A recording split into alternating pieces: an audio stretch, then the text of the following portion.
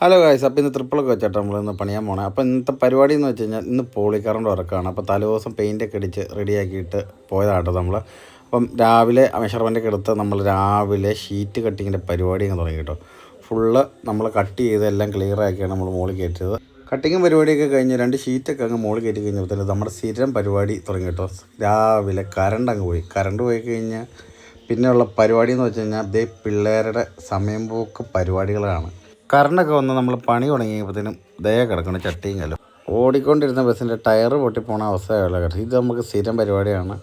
ഇത് ഡ്രില്ലിൻ്റെ കേബിൾ പൊട്ടിപ്പോയിട്ട് നമ്മൾ ശരിയാക്കിയാണ് പിന്നെ ഉപയോഗിക്കുന്നത്.